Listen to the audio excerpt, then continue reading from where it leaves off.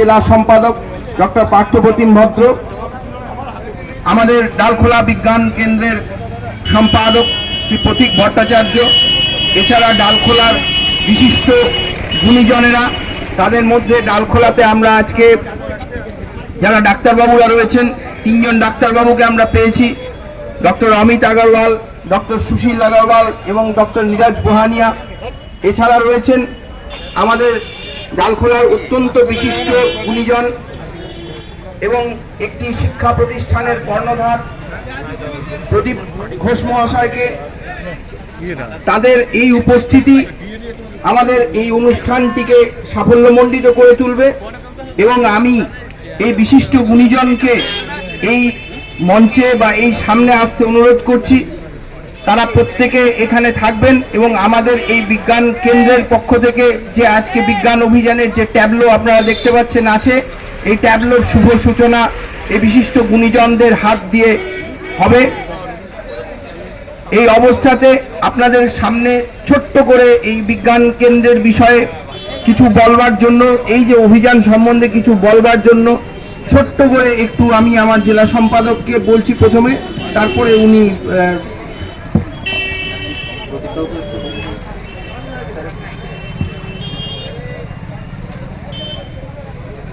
মহাশয় আপনাদেরকে জানানো যাচ্ছে যে এই মুহূর্তে আমাদের এই বিজ্ঞান অভিযান সম্বন্ধে এবং তাকে সমর্থন জানিয়ে যে গুণীজন ব্যক্তিরা উপস্থিত হয়েছেন, তাদের মধ্যে এখানে একজন আমাদের রয়েছেন অত্যন্ত শ্রদ্ধেয় এবং একটি শিক্ষা প্রতিষ্ঠানের কর্ণধার শ্রী প্রদীপ ঘোষ মহাশয়। আমি শ্রী প্রদীপ ঘোষ মহাশয়কে এই বিজ্ঞান অভিযান সম্বন্ধে জনসাধারণের মধ্যে সচেতনতা তোলবার জন্য সামান্য 2-1টি মন্তব্য করবার জন্য অনুরোধ করছি। ধন্যবাদ।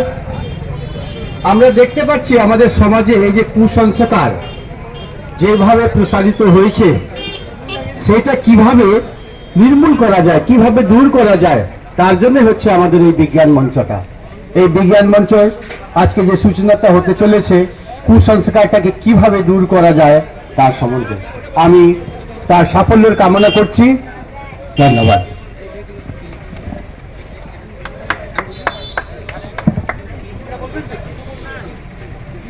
আমি ডালখোলার বিশিষ্ট চিকিৎসক ডক্টর সুশীল আগরওয়াল, তাকে বলবো 2-4টি মন্তব্য করবার জন্য। পশ্চিমবঙ্গ বিজ্ঞান মঞ্চের যারা কর্তারা আছেন তাদেরকে অনেক অভিনন্দন জানাচ্ছি এই উদ্যোগটা নেওয়ার জন্য।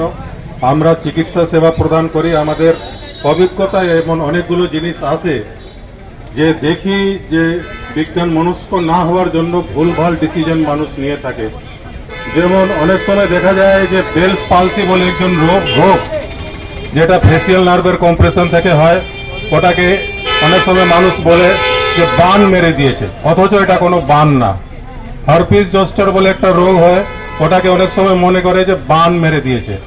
অনেক সময় হাড় ভেঙে গেলে কবিরাজের কাছে গিয়ে ঠিক চিকিৎসা না পেয়ে ওই ব্রোকেন বা বেঁকা হাত নিয়ে মানুষ নিজের জীবনটা কাটিয়ে ফেলে।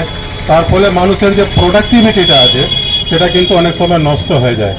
এই ধরনের অনেক রোগ আছে যেটা বিজ্ঞান মনস্ক না হওয়ার জন্য ভুলভাল ডিসিশন নিয়ে মানুষ নিজেকে ভোগান্তিতে করে ফেলে, আর একটা প্রোডাক্টিভ মানুষ আনপ্রোডাক্টিভ হয়ে বাড়িতে বসে একটা পরিবারের উপরে একটা ভার হয়ে দাঁড়ায়।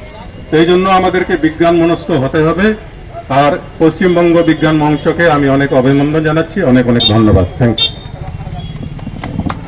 আমাদের মধ্যে এখানে উপস্থিত রয়েছেন আমাদের আরেকজন বিশিষ্ট চিকিৎসক ডক্টর নীরজ গুহানিয়া। আমি ওনাকে এই মঞ্চের মাধ্যমে যাতে সুপারস্টিশন বা কুসংস্কার, ওনারা আরও ওনাদের একটা অভিজ্ঞতা রয়েছে, সেই অভিজ্ঞতা থেকে 2-4টে বক্তব্য আপনাদের সামনে রাখবার জন্য অনুরোধ করছি। सभी को नमस्कार। मैं सर्वप्रथम पश्चिम बंग विज्ञान मंच का धन्यवाद करना चाहता हूं कि उन्होंने मुझे आज आमंत्रित किया। जो सर ने कहा कि सुपरस्टिशंस के बारे में बोलने के लिए डालखोला मेडिकल फैसिलिटी में सबसे पहले जिसको एड्रेस करने की ज़रूरत है वो है सुपरस्टिशन, या कि अंधविश्वास। बहुत सी बीमारियों को लेके हमें अंधविश्वास है। फॉर एग्जांपल डायबिटीज़ पेशेंट, बहुत सारी जड़ी बूटियों से अपना इलाज करना चाह रहे हैं, या फिर जैसे अभी डॉक्टर सुशील अग्रवाल ने बताया कि बेल्स पाल्सी में कहेंगे कि बांध मार दिया, या फिर किसी का फ्रैक्चर हो गया, कविराज के पास ट्रीटमेंट कराने जा रहे हैं विदाउट गेटिंग प्रॉपरली बोन का फिक्स किया नहीं, तो वो प्रॉपरली वो जस्ट मरहम पट्टी करके और हड्डी गलत जुड़ जाती है, उस तरह से इलाज करा रहे हैं। Basically there is a lack of education, शिक्षा की कमी है। अगर प्रॉपरली शिक्षित हो समाज रिगार्डिंग हेल्थ, रिगार्डिंग एजुकेशन, स्वास्थ्य के प्रति और शिक्षा के प्रति, तो हम बहुत अग्रसर हो सकते हैं। अगर शिक्षित समाज हो, हर एक विषय के बारे में जानता हो, तो ट्रीटमेंट करने में बहुत आसानी होगी, पेशेंट्स के लिए भी, डॉक्टर के लिए भी। धन्यवाद।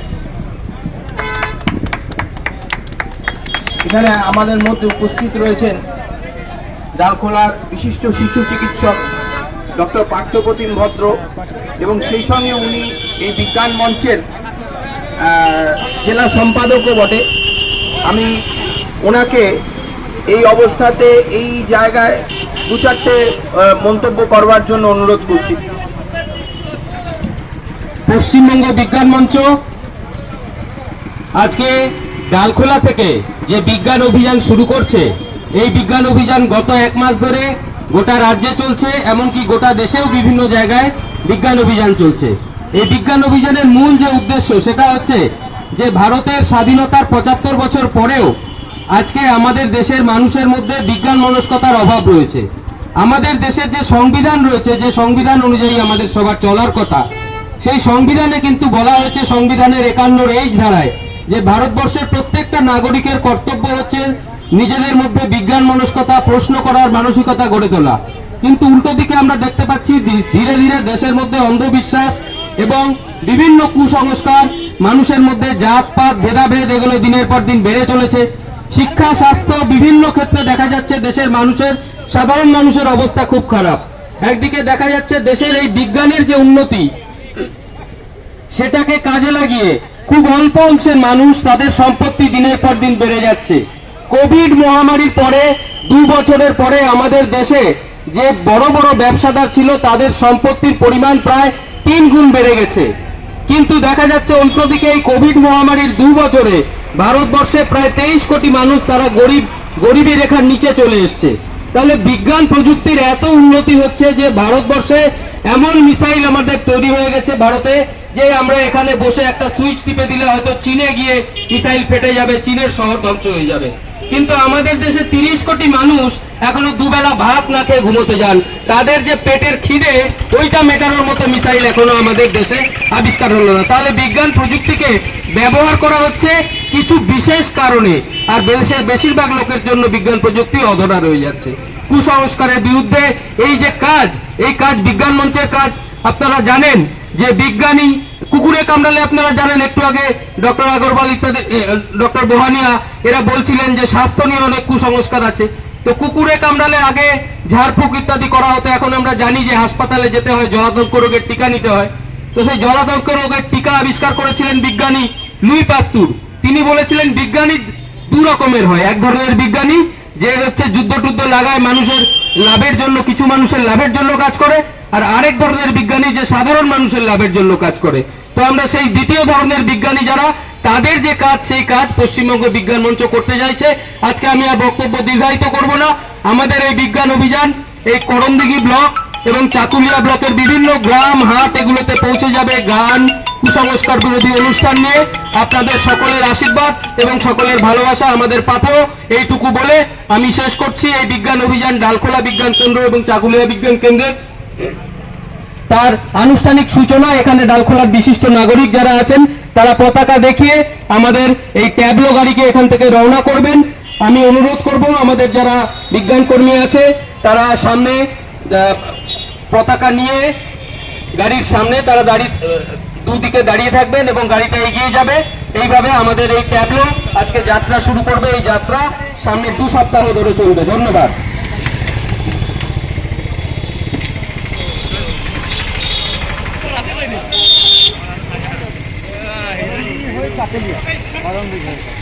স্যার ভালো আছেন?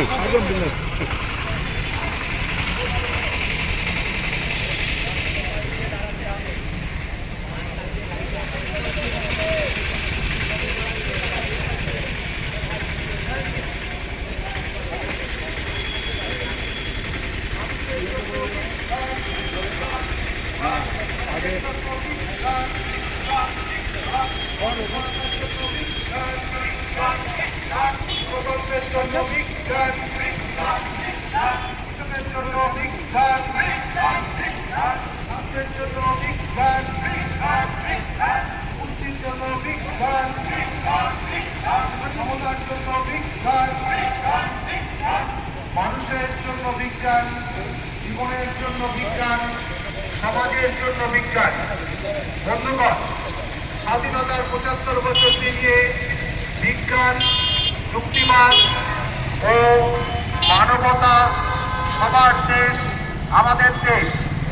বিজ্ঞান অভিযান ২০২৩ কর্মসূচি পশ্চিমবঙ্গ বিজ্ঞান মঞ্চ গ্রহণ করেছে।